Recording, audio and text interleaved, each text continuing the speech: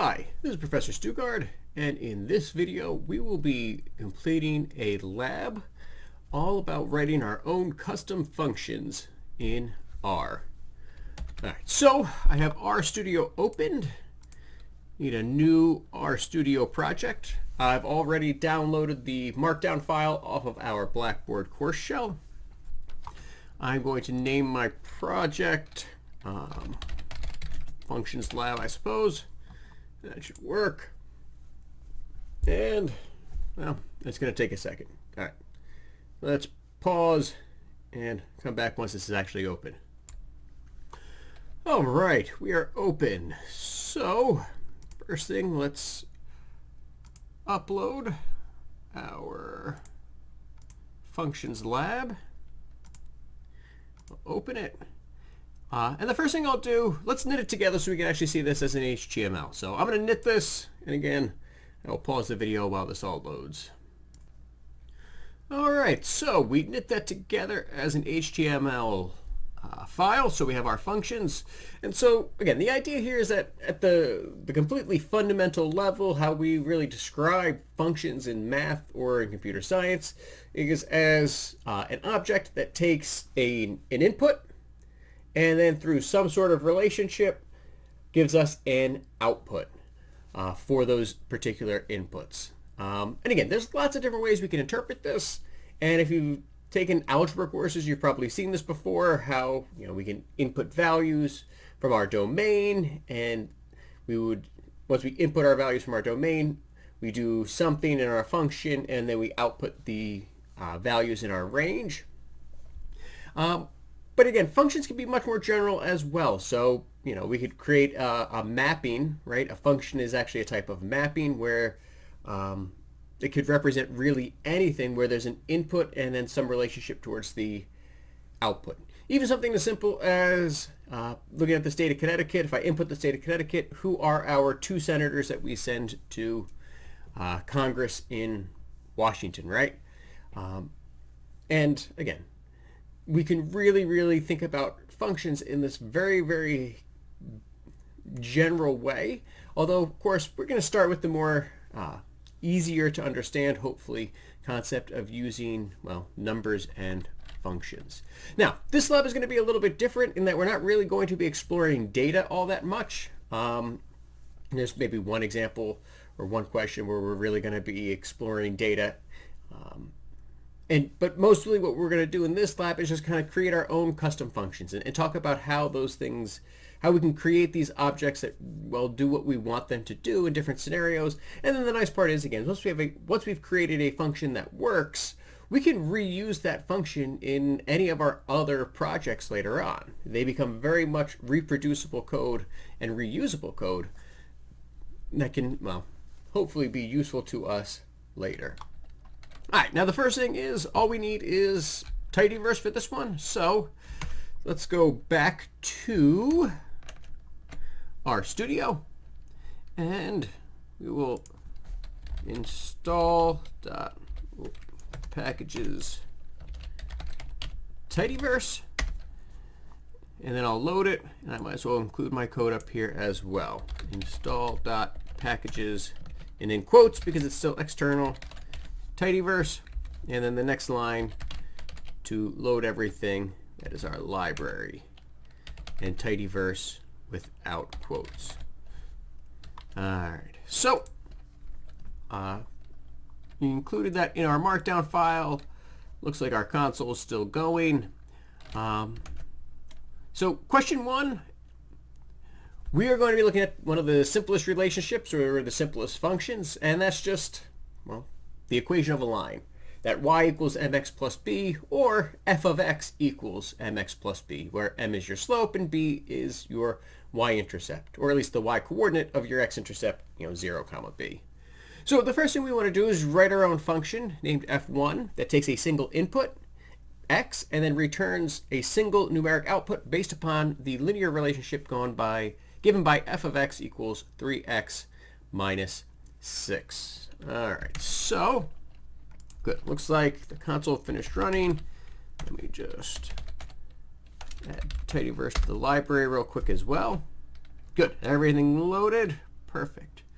So question 1, creating this function f1. So again, we always start with the name of our object, where I want to store these things into. So again, down on my console where I'm going to be playing around and making sure this works, I'm going to start with f1. It's going to be a function, so I need to use my function to create that. The argument of the function, what goes inside the parentheses, is, again, just our input. We're only inputting one value. In this case, we can just use x. Then I need my braces, or my squiggly brackets, and that's where the actual instructions for my function are going to be. So I'm going to hit Shift-Enter inside them to kind of give myself an entire line, just because it makes it a little bit easier to see. And to do a linear relationship is, well, really easy. So 3x minus 6 means 3 times x minus 6.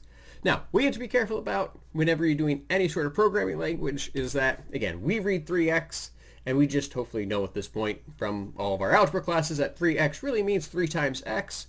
We do need to put that times in there for a computer language, because otherwise the computer language is not necessarily going to understand what that means. So 3 times x minus 6, and that's actually it.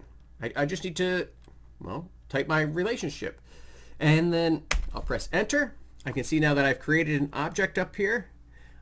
It's actually under the category of functions in my environment, function f1. It's a function of x, so again we can see what the inputs are. So that f of x, that's literally what it means in this case. And if I check to see if it works, f1 of, and again I'm checking for part B, kind of getting ahead of myself, 0, 2, and 100. So if I type in 0, let's see what happens. Well, that should be my y-intercept, right? 3 times 0 is 0, so minus 6 should just give me minus 6. Again, hopefully that means it ran properly, and boom, there we go, minus 6. And again, I didn't need anything else in my function because, again, it just ran that one line of code, and whatever the last line of code is inside your function is what that function is going to return as its output. So when we're talking about R, the inputs are also called arguments, and then the outputs are also going to be referred to as what is returned from the function itself. All right, but it seemed like my function gave me the right value. Again, I could test it. F of, what was the next one? 2. And in my head, 3 times 2 is 6. 6 minus 6 is 0. Hopefully this works. And yeah, it worked for 2 different things. I'm pretty sure we did this correctly. So I'll just hit up a few times. Here's my code. Copy and paste. Insert my code to create function f1. There we go. And then I said I already evaluated for 0 and 2. The last one to check is to evaluate for 100. So 100, and I get 294, which again should hopefully make sense, right? 3 times 100 is 300. 300 minus 6, 294. It seems like this is working pretty well. All right, so my code here, I'm not even going to bother copying and pasting because it is really quick. F of 0, or I'm sorry, F1 of 0, F1 of 2, and F1 of 100. And again, that should evaluate all of these. And if we want to double check, make sure it worked, again, I can run my code chunk up here for question 1a. That'll create my function f1. And if I run my code chunk for part 1b, I will see, it outputted -6, 0, and 294 for each of those. All right, good, good, good. So again, that's the basics. That's how we write our functions. We're going to follow that same kind of concept. All right, question 2. A function of 2 variables is a function that requires 2 inputs. So again, the nice part about R is that we can have as many inputs as we want for our different functions. And so I can input, well, 2 variables, or 3, or 10, or 20, or again, we're going to see we can input vectors and data frames, and we can actually input whatever would be appropriate for the task we want to complete. But before we get there, let's talk about just a simple function of 2 variables, and that is going to be if I want to find the perimeter of a rectangle. So hopefully we're all comfortable with finding the perimeter of a rectangle. So there's typically 2 equations we could either write. The most common one is the perimeter is twice the length plus twice the width. Or we can just do 2 times the sum of the length and the width. Kind of like factoring instead of distributing. So for part A, I want to write code to create a function object named perimeter that takes the inputs length and width and then returns the value of the perimeter of that rectangle defined by those dimensions. All right. So instead of just creating your function f1, again, a lot of times it is it makes more sense to name our functions and give them object names and identifiers that tell us exactly what that function does. And again, typically we want to use verbs to identify our functions and nouns to identify our objects. You don't necessarily have to, but it does make your code a little bit easier to read, especially when you're going back a ways. In this case, instead of saying find perimeter, I think it is fine to just say this is the perimeter function. So again, I'm going to create an object called perimeter. I'm going to store that. I need my function again to help create that object. And now again, I need two inputs, my length and my width. So my two arguments here are going to be length, comma, width. And again, I can separate my arguments with commas here. If you want, you can put default values for them as well. So I can say my default value is 1 and 1. And it'll basically, if I just run my program without any inputs, it'll find the perimeter of a 1 by 1. And so we'll take a look at that, what adding these default values is actually going to do for us. But those are my two arguments, length and width. And again, you don't necessarily have to define them. Or again, you can define them with default values. But then I do need my squiggly brackets or my braces. I'm going to hit Shift Enter to give myself plenty of room. And so again, the way the perimeter is calculated is 2 times the length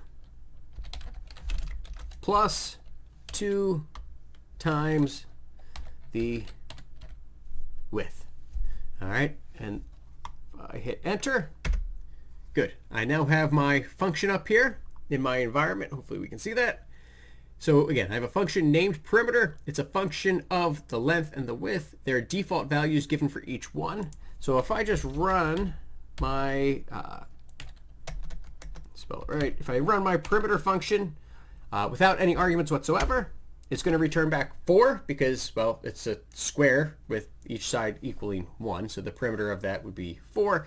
And then again, that would be what happens if I run it without any inputs at all. But if I want to, so in part B, it says find the perimeter of a rectangle with a length of 4 units and a width of 5 units. I can also take my perimeter function. All right, so perimeter, and as my arguments, length equals, what did I say, 4, comma, width equals 5. And again, you can see it even starts to autocomplete. Even the functions that I create myself, my user-defined functions, or UDF, it will still autocomplete in RStudio. It treats it just the same. So if I run it now, I get a perimeter of 18. And yes, that is absolutely the correct perimeter for a rectangle that has a length of 4 and a width of 5. And again, it's really nice that I can define my arguments as, again, length equals 4, width equals 5. I could also get lazy. Like I said, we don't necessarily always have to state exactly what our arguments are. If I just do 4 and 5, I will get the same thing because, again, it's expecting the length and the width. And what I can also do, again, since I have that default in there, is let's say I do, let's just do one of them. So length equals 4. Again, I didn't define what width is, but there is that default value for width of 1. And again, if I run it, well, there we go. I get 10. If I have a rectangle with a length of 4 and a width of 1, which is again the default, I didn't define it. In my actual argument, it came as a default, right, that I selected myself. The function still works. So, all right, I think we did enough playing around with that. We can absolutely copy and paste now. So again, I just was in the console. I hit up till I got back to where I created my perimeter function, and I will copy and then paste that in there for question 2A. And then to evaluate with the 4 and the 5, let's see, going back to my console, here we go. length equals 4, width equals 5, and I will copy and paste that one here as well. All right, let's clear my console. So again, I can name my functions whatever I want. I can define as many arguments or inputs as I want for each of these functions. And if I want, I can create default values for them as well, so that in case it's missing an argument, it gets automatically supplied. And again, we've seen that with other functions in R as well. For example, the round function, if you don't include any arguments, automatically rounds it to the nearest whole number, where that argument, the default argument, is digits equals 0. If we want, we can adjust that and say I want 2 decimal places, and I would change the argument digits equals 2. It's now not the default, but again, it basically acts exactly as how we want it to. All right, let's move on to number 3. So question number 3, we're going to start off, we're not even going to make a function at first.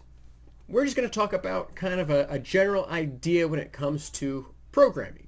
And the most basic thing that we can do with the program is just have it output or print something for us on the screen.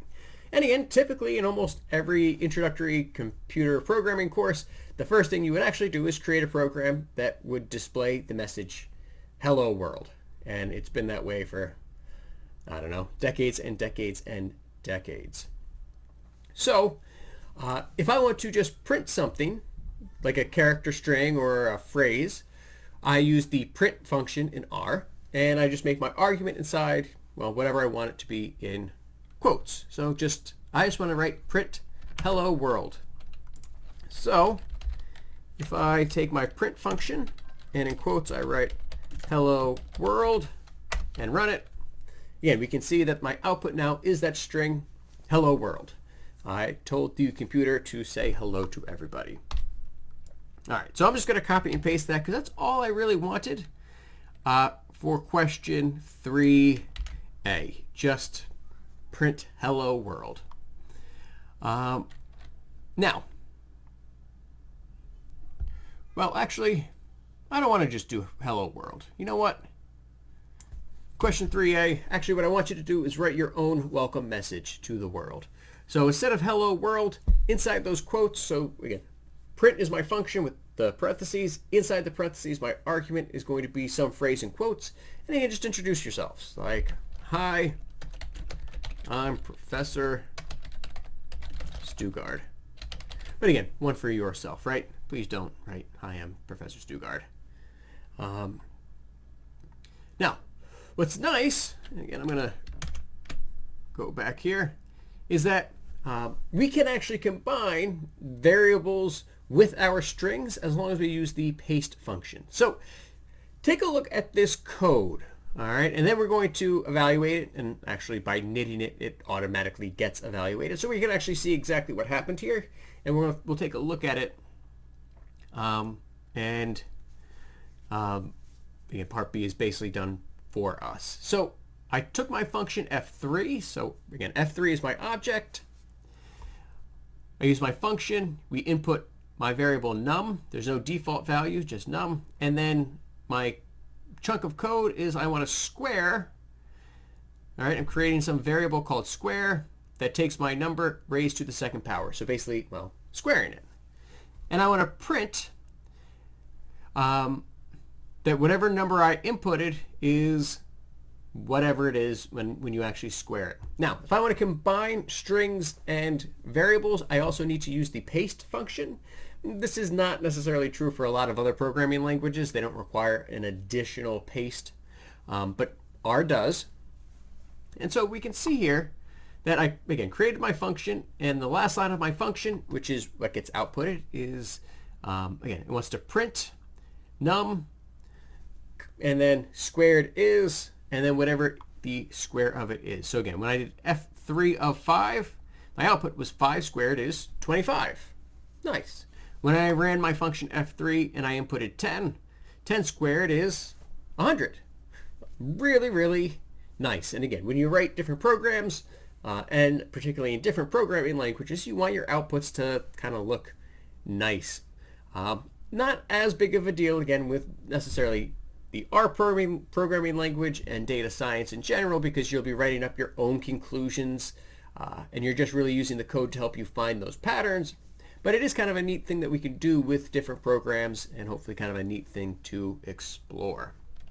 All right, so part C, I want you to open the help window to learn about that paste function. So what's the description for the paste function?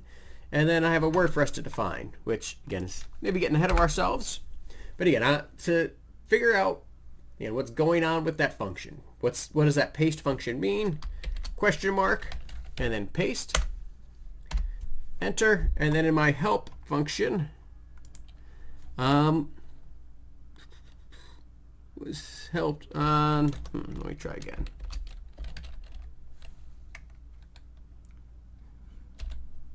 We have the description right there. Concatenate vectors after converting to character. So it's the concatenate strings. That is actually what the help function should tell you, that, again, the paste function concatenates vectors after converting to character. So that's the description. So I will copy and paste that in here for the answer for part C.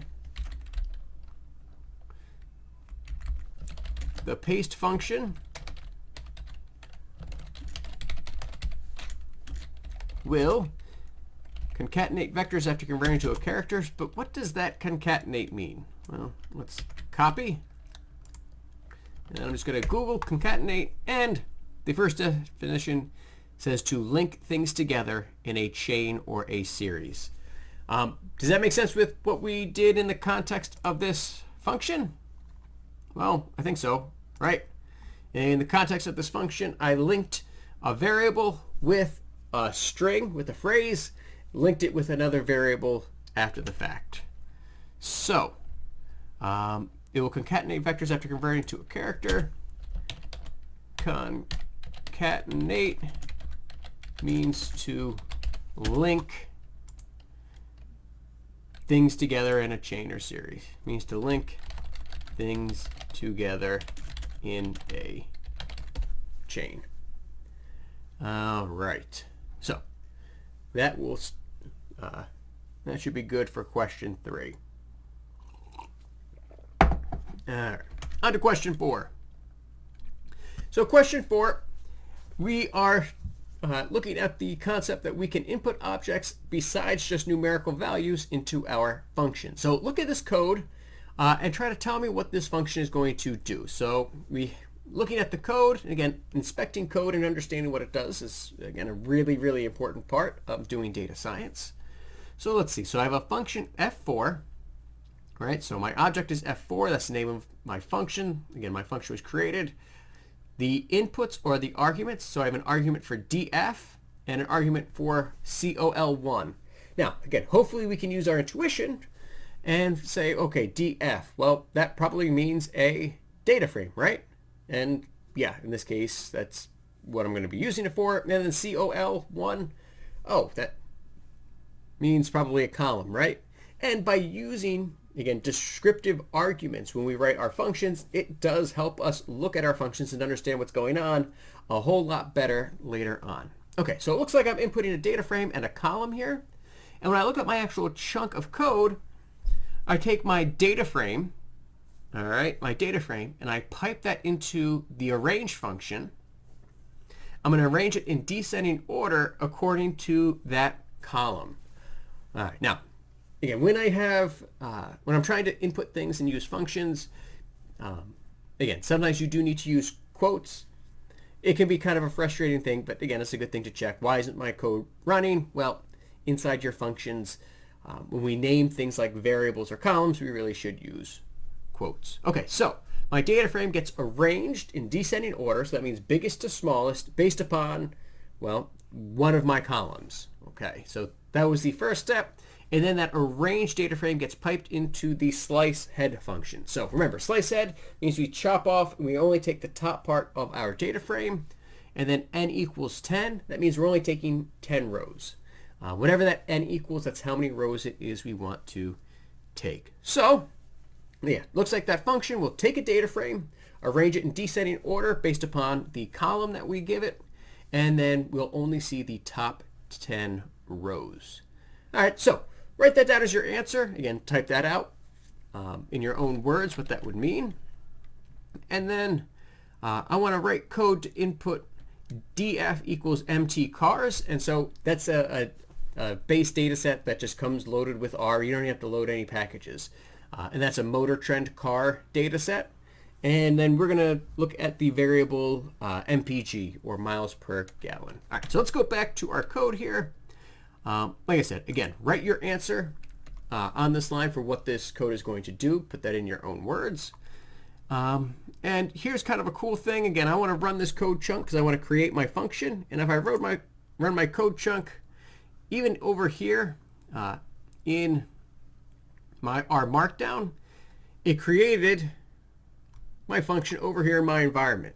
So I don't necessarily even have to copy and paste. You can, of course, copy and paste into the console. But now I do have my function f4, which is a function of df and column 1. So again, I'm going to be able to input a data frame and a column name into my function. So f4, so df equals mt cars, comma, and we've got to separate our arguments with commas, and col1 equals mpg. All right, and we run our code, and look at that. We have 10 rows of cars where the miles per gallon, we have the biggest one first. Actually, no, doesn't look like it did that, did it? Why is it not arranged by that particular column, miles per gallon?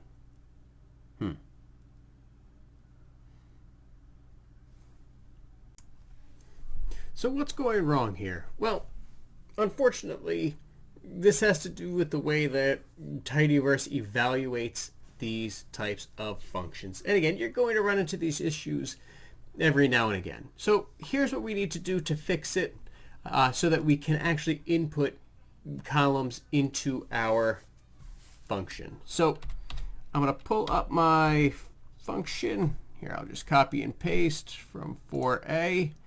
And actually, I will have to actually adjust this as well. So I guess I can do, I'll make sure it works, and then I'll have to copy and paste and replace this. So what happens here is that we have an issue where it's not recognizing column 1 as the actual column here. So what we need to do is add another line before we start evaluating that data frame. So shift enter to go down, and column 1 is being stored from the function, and it's called nquo. All right, and so you can see there it says nquo. Basically, is a diffused function argument, meaning that diffused expressions can be examined and injected into other functions. So we need to do nquo on column 1. So we do a little bit of adjustment on our input, and then this is kind of weird as well. When we put column 1 into our actual function, and again I got rid of the quotes there, instead of quotes we actually need a double exclamation point here. All right, so I'm going to run my code. All right, so now F4 has been updated, and again you can always again, if you click in your environment, your different functions, it'll show you what the code is.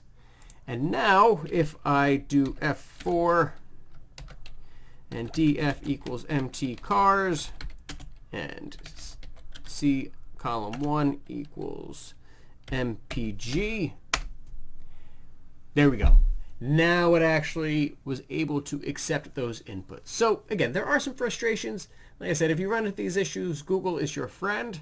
Again, for what we're doing in this class, this typically isn't going to be something that's necessary. We're not going to write our own functions necessarily to do these sorts of things. But I do want you to be aware that, again, we can do this, but sometimes it takes a little bit extra effort, I suppose. So anyway, this is what we want our function f4 to look like. So again, it's a little bit different than what I had there. So we're going to have to replace that code in our markdown file. So again, I can copy and paste it from here. So copy. And then where our question 4a, that code chunk there, Again, we're going to replace that, so copy and paste. So now my function, again, it puts df column 1. Column 1 is stored using that enquo function, right? It basically just re-encodes it. And now I can pipe my data frame in, arrange it in descending order based upon that column, and then slice off the top. All right, so again, we did have to change that. Again, you should still have your answer there for what the function does. And then part B, the code to, input into the function those two things, and that's what we just did. So I'll go back to my console, hit up, and I'll copy and paste F4, where df equals empty cars, and the column 1 is mpg. All right. So let's take a look at question 5 now. So question 5, an essential feature of functions in R is that the variables that we used inside are local. And again, we can see that we've played around with these functions. And so again, f1 was a function of x, and even though we used the variable x, it never appeared in my environment. Neither did length or width or df or column 1. They never appeared in my environment because they are confined to those local functions. So again, that's the only place they exist, and they don't exist anywhere else. If you do want them to exist somewhere else, if you want them to exit your function and actually be part of the environment as a whole, you may need to use the return function. Now, by default, as we've seen, R is just going to return that last line of code no matter what.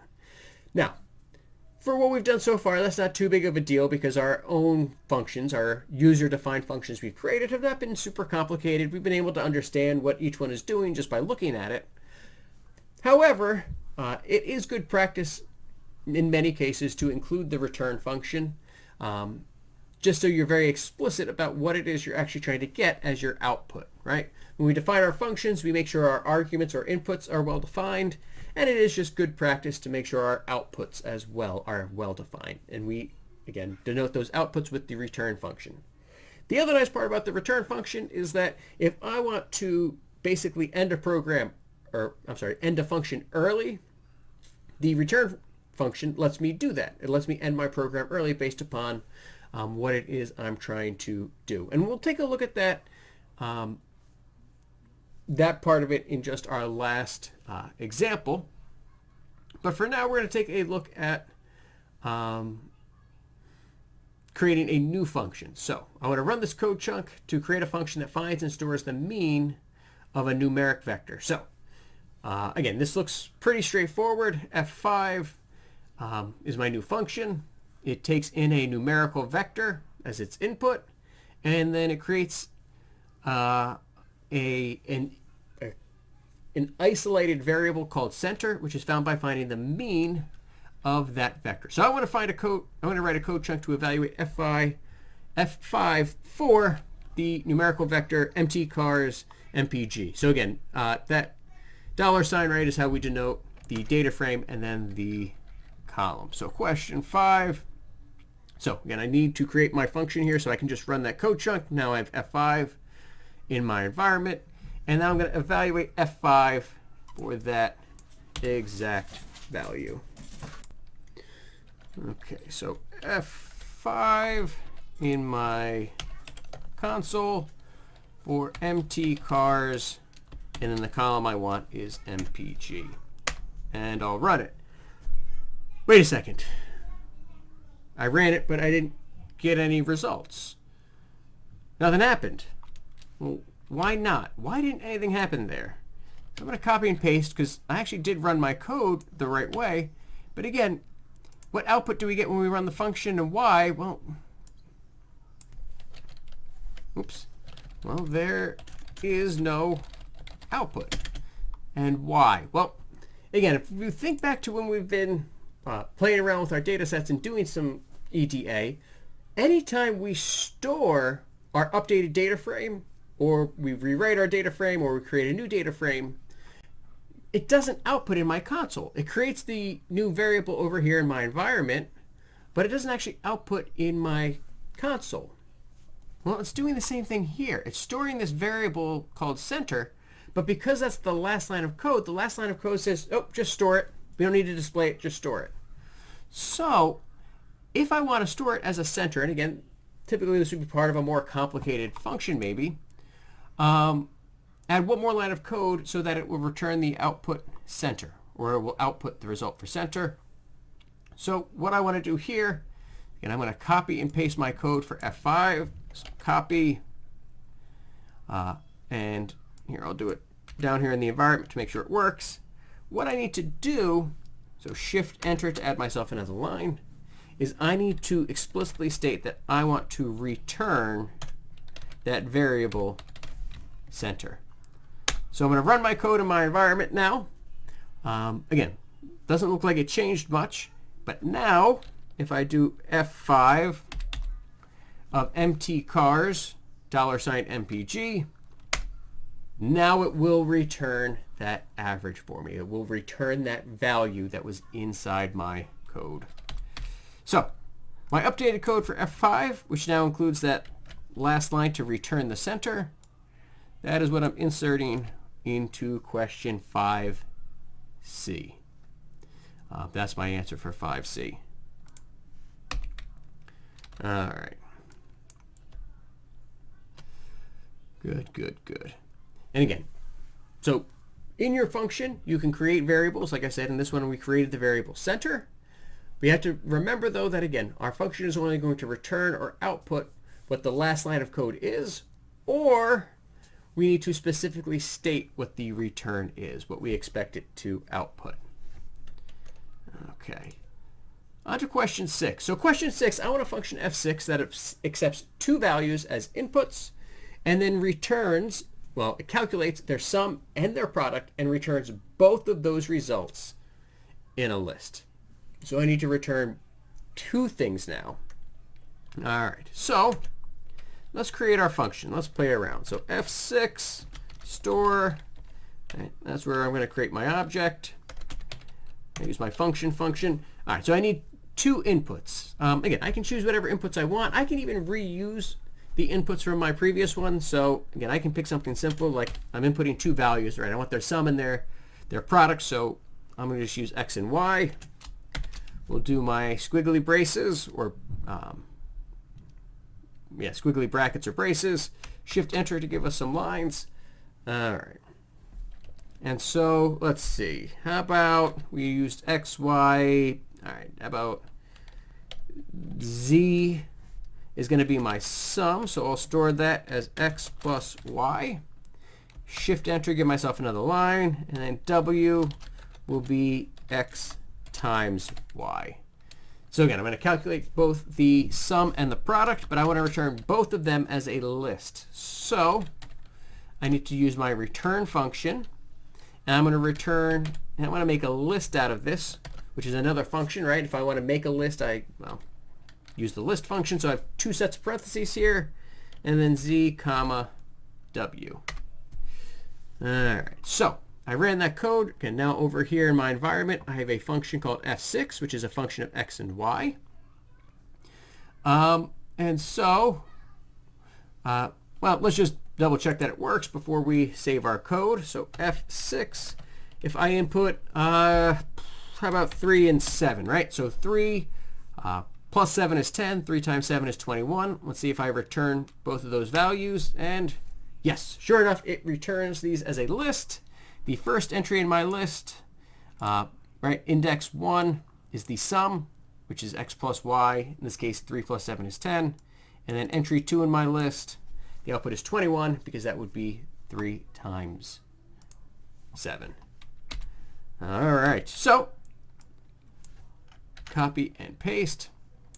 So that's one way that we can return multiple outputs. I could also have done this as a vector as well. So again, I want it as a list. So again, we're going to copy and paste that into question 6. But if I wanted to play around with this, instead of list, I could do it as a vector, which means, again, C. We use C here. And if I run my code now if I do f6 of, how about 4 and 5? So if I add them, it's 9. If I multiply them, there's 20. Now I have 9 and 20, and it's stored as a single vector, right? 9 and 20 as two different values in my vector. So again, I can return these as lists. I can return them as vectors. I can even return data frames if I really wanted to. I can use that return function to really help me out. Okay. Time for question 7. So question 7, our last one here. I want to include some control flow ideas in my functions. So I want a function that's going to accept a single value. So I'll probably accept a single value, x. And then I'm going to use the if, and else functions that we learned about last week to return whether or not the value is negative, 0, or positive. And we're going to use that return function in the middle of our function that we created to kind of, again, help with control flow, and it will exit the program exactly when, well, whenever the particular condition is met. So again, let's play around with this. So let's see, I didn't say what we had to name this, so you can name it F7 for question 7, I suppose. So F7 store function. And again, it's a function of just one variable, so I'll use x. Again, we can reuse these as much as we want. And then my squiggly brackets.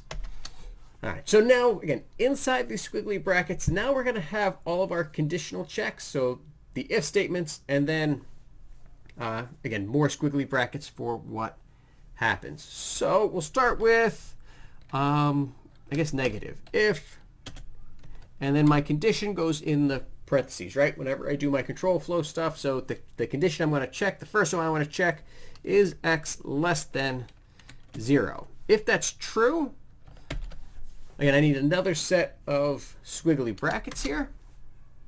And I want to then, if it's less than 0, return the phrase, and again, I'm going to put these in quotes. I want to return a string here, return the word negative. All right, so that's if x is less than 0. Now, let's do, let's see, so else if, and now we'll do x equals 0, I guess. Do x equals 0, another set of squiggly brackets, shift enter. And if it equals 0, then I want it to return, and then in quotes, 0. All right. So if it's less than 0, it'll return negative. If it equals 0, it should return 0. And then my last line of code, else. And again, I don't need a condition for this because it's my catch-all. Anything that's not less than 0 or equal to 0 by default has to be, well, greater than 0. And so in my else function, again, I don't need any condition. I can just tell the function to return the phrase positive. All right. So I'll run that code. Oops. What happened here? Why did I get an error? Let's see. If, else, if. What did I do here? Looking through my error message, unexpected equals. Because, yes, obviously that was silly of me, equals. Let's see if that fixes it. There we go. Silly me. That's one of my most common mistakes I make in the programming. I forget to use the double equals for checking my logical operators. So the double equals now works. So again, I have F7 over here in my environment, a function of x. Let's just test it real quick. So F7, if I type -4, good, I get the phrase negative. And again, what's nice is that, again, once that happens, it immediately exits my entire function.